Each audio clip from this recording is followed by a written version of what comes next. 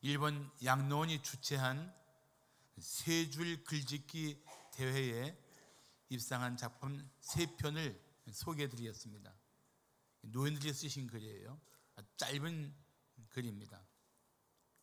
이 생에 미련 없다 하지만 지진 나면 혼자 도망가기 바빠. 또 하나는 가슴이 떨려서 사랑인 줄 알았건만 진찰결과 부정맥. 마지막 하나는 의사가 갑자기 상냥해지면 불안해. 불안하겠죠. 갈 때가 됐나 보다. 그런 불안함이 있는 거예요. 사실 나이 들매에 따라서 병약해지고 또 얼마 남은 삶을 살아야 된다는 그런 마음들이 작은 일에도 소스라치게 놀라고 두려움을 느낄 수 있는 것이 양로원에 있는 노인들의 심정일 수 있습니다. 2022년 6월 29일 2년 전이죠. 저는 의사에게 신장암 말기라는 진단을 받고 먼저 이 사실을 가족들에게 어떻게 말할까 하는 것이 제일 다가왔습니다. 그래서 결과를 묻는 아내에게 이렇게 말했습니다. 여보, 나는 알게 된 시한부이고 다른 사람들은 자신의 종말을 알지 못하는 시한부일 뿐이야. 감사하게도 아내는 제 말을 조용히 받아주었습니다. 그리고 마음속에 계속 생각이 떠오르는 거예요. 우리 교회 후임자를 잘 세워야 할 텐데 그 마음도 대뜸 떠오르고 또 이런 생각이 들었습니다. 내가 죽은 후에 하나님 앞에 서게 될 텐데 부끄럽지 않도록 남은 시간만큼은 제대로 살아야겠구나. 잘 살아야겠구나. 저는 말기암 진단을 받은 후에야 진지하게 삶의 종말을 생각했던 것입니다. 세계적인 문호 톨스토이는 이런 말을 했습니다. 세상에 죽음만큼 확실한 것은 없다. 그런데 사람들은 겨우살이 준비를 하면서도 죽음은 준비하지 않는다. 참 마음에. 사실 우리는 유한한 존재입니다. 어느 순간 죽음을 직면할 때가 올 것입니다. 언제 하나님의 부르심을 받을지는 알 수 없지만 반드시 죽음을 맞이할 때가 올 것입니다. 흔히 하는 말로 오는 순서는 있어도 가는 순서는 없다고 하지 않습니까? 그래서 남은 생애를 어떻게 살 것인지를 생각할 필요가 있습니다. 분주하게 정신없이 살던 삶의 자리에서 잠깐만 멈춰서서 잠깐만이라도 이제 내가 남은 생애를 어떻게 살 것인가 생각할 필요가 있지 않겠습니까?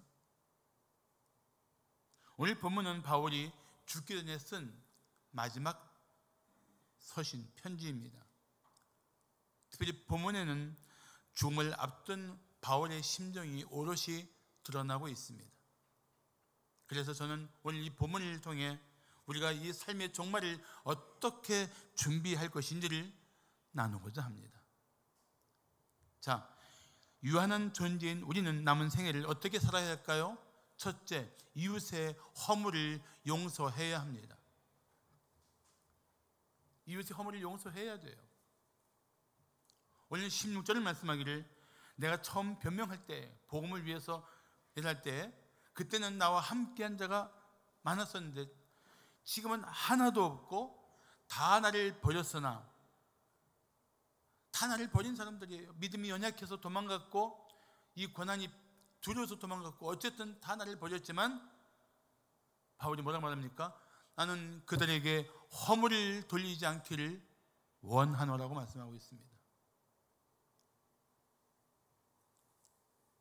죽음을 앞둔 바울은 그를 배신하고 떠난 사람들을 떠올리면서 이렇게 말하고 있는 것입니다. 비록 나를 버리고 떠난 사람들이지만 나는 그들을 용서하겠어요. 인생의 마지막에 가까울수록 우리는 인간관계를 잘 정리해야 합니다. 용서할 사람을 과감히 용서하십시오. 또한 용서받아야 할 사람에게는 겸손하고 진정한 자세로 용서를 구하십시오. 북미산 고슴도치는 몸에 약 3만여 개의 가시가 있다고 합니다. 근데 우리 이 고슴도치 같은 인생들은 살면서 3만 개보다 더 많은 상처들을 이웃과 주고받고 있습니다. 살다 보면 어쩔 수 없이 상처를 주기도 하고 상처를 받기도 합니다. 마치 나만 상처받는 것처럼 생각하지 마십시오. 나도 상처를 주면서 살지 않았는지를 살펴보십시오. 사람들은 대개 자기가 한 짓을 생각하지 않고 상대방의 문제만 물고 늘어지는 경향이 있습니다. 그래서 주님께서 이렇게 말씀하셨습니다. 외식하는 자여, 먼저 내 눈 속에 들보를 빼어라. 그 후에야 밝히 보고 형제 눈 속에서 티를 빼리라. 재밌잖아요. 들보 얼마나 큽니까? 티 보일까 말까 하는 것인데 내 문제는 그렇게 큰데 남의 문제를 갖고 용서하지 못하겠다고 으르렁거리는 그 모습이 얼마나 주님 보시기에 안타깝겠습니까? 사랑하는 성도 여러분, 먼저 마음으로 용서하고 때가 되어 상대가 용서를 구하면 즉시 용서해 주십시오. 자기를 대적하는 자들을 가슴에 품고 씨름하다가 그들을 마침내 용서한 루마니아의 리차드 럼블란트 목사는 이런 말을 했습니다.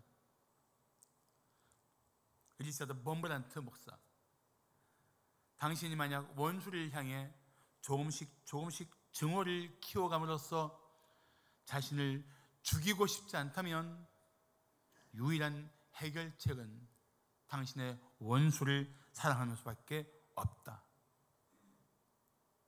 성경에 그런 인물들이 있지 않습니까? 예를 들어 스데반을 생각해 보십시오. 그는 돌에 맞아 죽어갈 때 스데반이 마지막으로 남긴 말이 무엇입니까?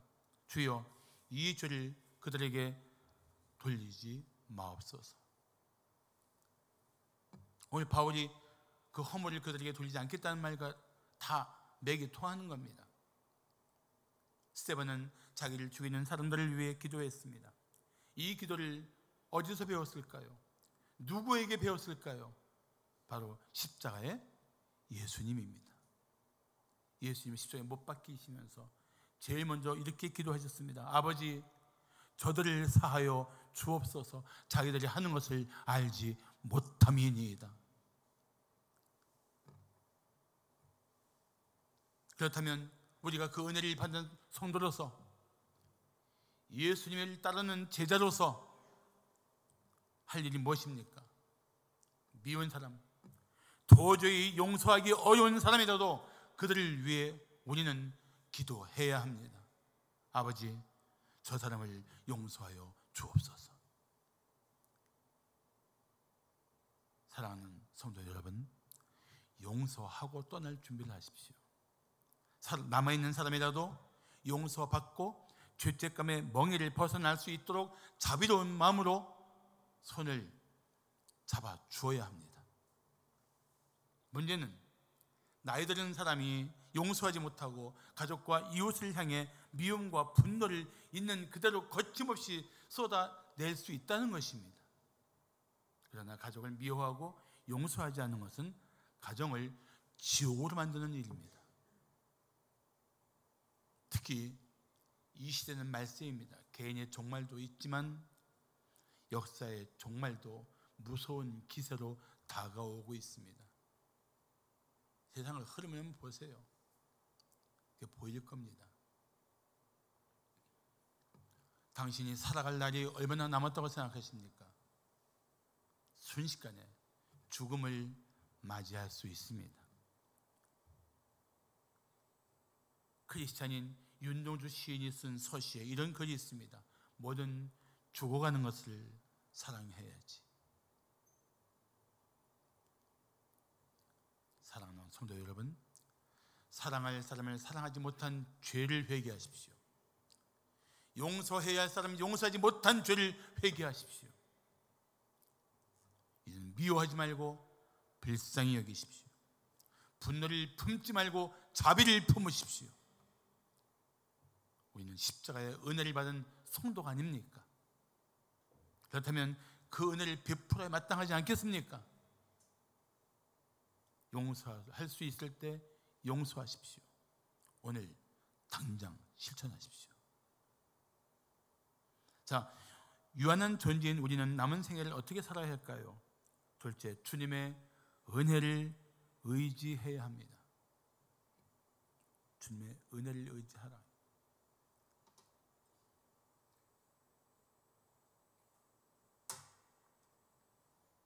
자, 17절을 보십시오.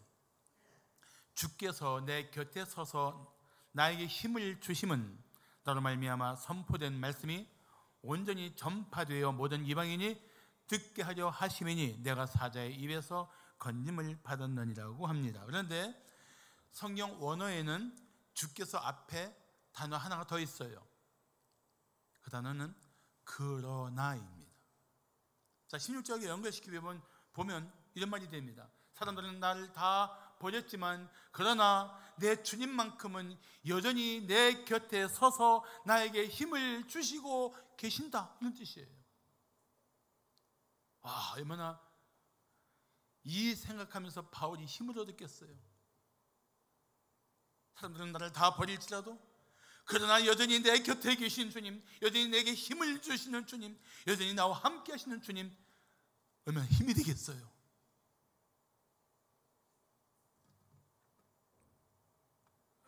때로 믿었던 사람이 당신을 떠날 수 있습니다.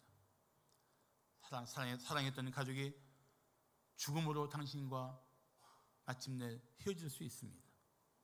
그래도 낙심하지 마십시오. 주님은 당신 곁에 서서 살아갈 힘을 주실 것입니다. 주님께서 친히 하신 말씀 중에 이런 말씀이 있습니다. 내가 결코 너희를 버리지 아니하고 너희를 떠나지 아니하리라. 믿습니까? 아멘. 사랑하는 성도 여러분, 사람들이 당신을 떠나고 그 상처가 크고 힘들고 아플 때 혼자 있는 것처럼 생각하지 마십시오. 그 순간 당신 곁에 주님이 함께 하십니다. 그 주님을 의지하십시오. 어떤 순간에도 주님께서 당신 곁에 계신 것은 얼마나 힘이 됩니까? 그런데 그렇게 우리에게 힘을 주시는 목적이 있어요. 사도 바울은 17절에서 이렇게 고백합니다. 아니요, 이거 말고 그렇게 힘을 주신 것은 나로 말미암아 복음이 이방인들에게 선포되게 하려 합니다. 다시 말하면 나를 생존하게 하시고 힘 주시는 목적은 내가 주님의 부르심을 따라 살도록, 주님의 뜻을 따라 살도록 도와주시는 거예요. 세상의 욕망을 채우기 위해 살면 주님을 떠난 채 사는 것입니다. 스스로 주님을 등지고 살 때 절망의 자리에서 도와줄 사람은 없을 것입니다. 그런 자리에서 다시 주님께 돌아오기만 하면 주님은 기쁘게 맞아주실 것입니다. 잘못된 상황에서 사람들은 외면하지만 주님은 결코 외면하지 않으실 것입니다. 삶에 지치고 죽음의 목전에서야 겨우 깨닫고 주님께 돌아올지라도 주님은 기뻐하며 당신을 맞아주실 것입니다. 이 사실을 믿습니까? 아멘. 믿어야 합니다. 그리고 남은 생애는, 이제부터 내 남은 생애는 오늘부터라도 내 남은 생애는 언제나 함께 하시는 하나님을 의지하고 살아야겠다고 결단하시기를 바랍니다. 그런데 이 17절에서 주님은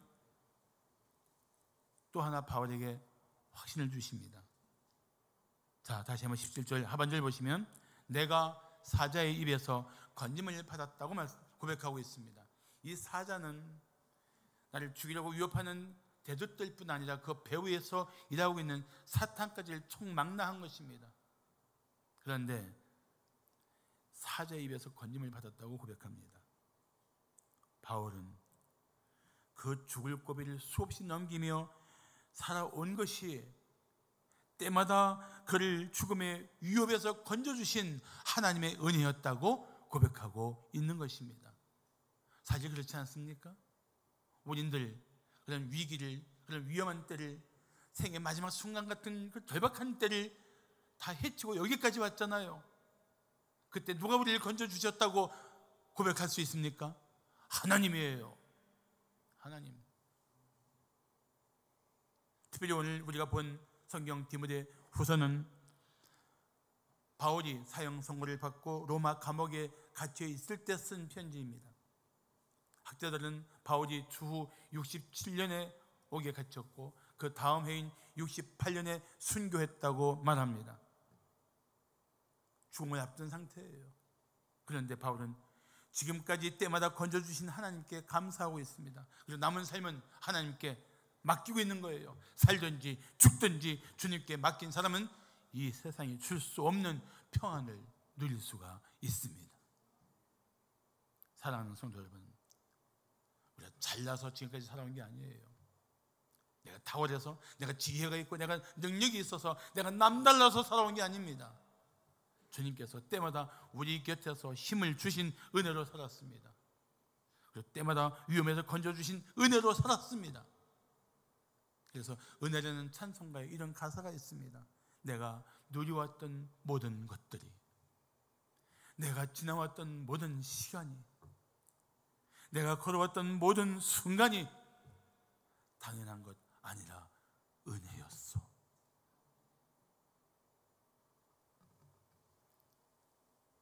그렇습니다. 우리는 오직 하나님의 은혜로 여기까지 왔습니다. 그렇다면 남은 시간을 어떻게 살아야 합니까? 여전히 우리에게는 하나님의 은혜가 필요합니다. 그 은혜를 의지하며 살아가시기를 축복합니다. 마지막으로 유한한 존재인 우리는 남은 생애를 어떻게 살아야 할까요? 셋째, 천국의 소망을 붙들어야 합니다. 천국의 소망을 붙들어야 돼요.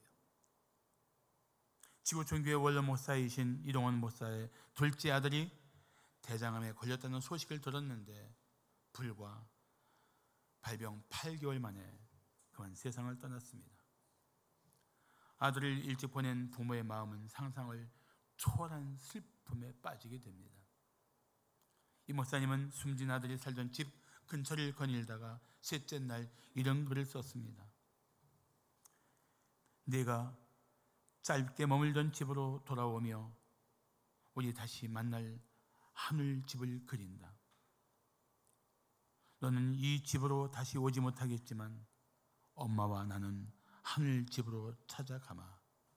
곧 머지않아. 저는 이 글을 읽으면서 눈물로 기도했습니다. 하나님 아버지, 세상에 무엇으로 저 슬픔을 위로할 수 있겠습니까? 오직 성령님이 위로해 주시길 간구합니다. 주여, 두 분을 위로하여 주옵소서. 사랑하는 성도 여러분, 우리는 이 사회의 비통함 앞에서 세상이 결코 줄 수 없는 위로를 받을 수 있는 사람들입니다. 다시 만날 수 있는 소망이 주는 위로입니다. 성도에게 죽음은 결코 영원한 단절이 아닙니다. 죽음을 이기고 다시 살아날 부활의 신앙으로 사별의 슬픔을 이겨낼 수 있습니다. 천국에서 다시 만날 소망을 붙들고 슬픔을 이겨낼 수 있습니다. 자, 18절을 보십시오. 주께서 나를 모든 악한 일에서 건져내시고 또 그의 천국에 들어가도록 구원하시리니 그에게 영광이 세세 무궁토록 있을지어다. 아멘.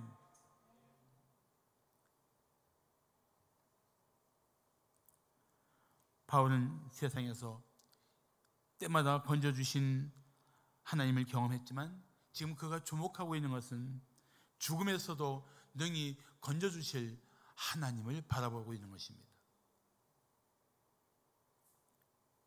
누구도 피할 수 없는 죽음의 자리에서 건져내시고 천국에서 맞아주실 하나님을 바라보는 이 소망이 얼마나 우리를 힘있게 합니까? 사랑하는 성도 여러분, 우리는 죽음을 이길 수 있는 강한 소망을 붙들어야 합니다. 그것은 예수를 믿는 성도는 반드시 부활할 것이라는 소망입니다. 그리고 우리를 위해 예비하신 천국에 들어갈 것이라는 확신입니다. 이 사실 믿습니까? 믿습니까? 진실로 믿습니까? 아멘. 믿어야 돼요. 굳게 믿어야 돼요. 그래서 베드로전서 1장 3절을 말씀하기를 우리 주 예수 그리스도의 아버지 하나님을 찬송하리로다.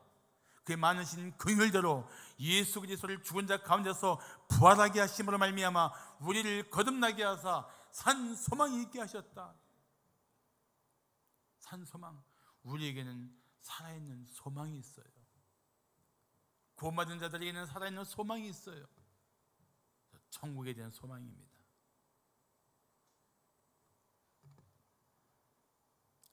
중요한 질문이 있습니다. 잘 들어보시고 대답하십시오. 만일 당신이 오늘 밤에 죽는다면 천국에 들어갈 확신이 있습니까? 아멘. 대답할 수 있어야 돼요.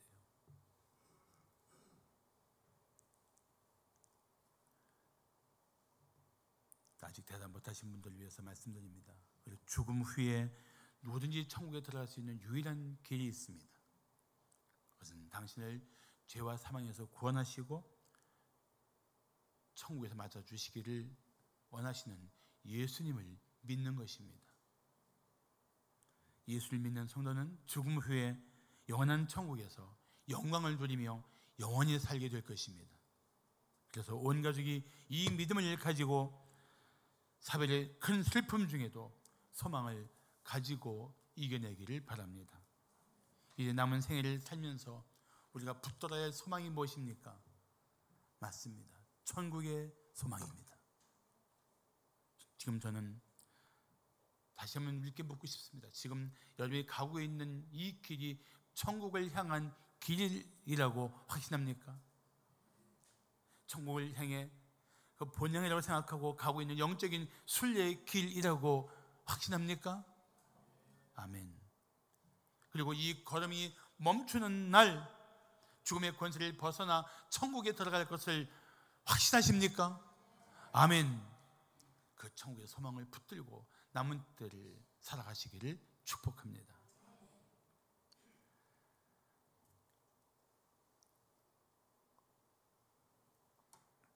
죽음의 의사로 불리는 엘리자베스 로스 박사는 어린 시절에 사람이 죽는 모습을 눈앞에서 목격하고 정말 끔찍한 충격을 받았습니다. 한순간에 허무하게 죽은 사람을 본 그는 의사가 된 후에 무려 30년 이상을 죽음에 대해서 연구했습니다. 그리고 그 연구 결과를 정리하면서 엘리자베스 로스 박사는 이렇게 말했습니다. 잘 들어보세요. 평생 죽음을 연구하면서 나는 한 가지 결론에 도달했다. 중요한 것은 죽음보다 삶이다. 살아있기에 죽음은 있을 수밖에 없다. 우리는 왜 죽는가를 연구하기보다 어떻게 살 것인가에 초점을 맞춰야 한다. 저는 이 글을 읽으면서 그래 이거야 그랬어요. 그래 이거야. 죽을 수밖에 없는 유한한 존재가 어떻게 살 것인가가 이게 정말 중요한 본질이었어. 그렇다면 이제 당신은 남은 생애를 어떻게 살기를 원하십니까? 오늘 성경 본문은 우리에게 강력하게 말씀하고 있는 것입니다. 사랑해야 할 사람, 얼마 남지 않은 생애 속에서 사랑할 사람을 더 사랑하라고 말입니다. 때로 당신에게 고통을 주고 마음을 심히 아프게 할지라도 그 허물을 용서하라고 말씀하고 있습니다. 잠언 10장 12절은 미움은 다툼을 일으켜도 사랑은 모든 허물을 가진다고 말씀하고 있습니다. 다시 말씀드립니다. 후회하지 않도록 가족을 더 사랑하십시오. 성도의 허물을 용납하고 그를 위해 기도하십시오. 그리고 남은 삶의 자리에 어떤 고난과 고통이 덮칠지라도 함께 하시며 큰 능력으로 능히 도와주실 하나님을 의지하십시오. 그리고 하나 더, 부활의 소망을 가진 성도답게 주님을 위해서 힘써 일하십시오. 부활의 장인 고린도전서 15장의 마지막 절은 58절입니다. 그 말씀은 이렇게 말씀하고 있습니다. 그러므로 내 사랑하는 형제들아, 견실하며 흔들리지 말고 항상 주의 일에 더욱 힘쓰는 자들이 되라. 그 이유는, 그렇게 주의 일에 더욱 힘쓸 이유는 너희 수고가 주 안에서 헛되지 않은 줄 알미라. 그렇습니다. 남은 생애를 이렇게 살면, 오늘 말씀을 붙들고 이 말씀을 따라 살면 여러분의 생애는 갈수록 존귀하고 복된 삶이 될 것입니다. 오늘 예배하는 우리 성도들이 남은 삶을 이렇게 살겠다고 결단하기를 축복합니다. 기도하겠습니다.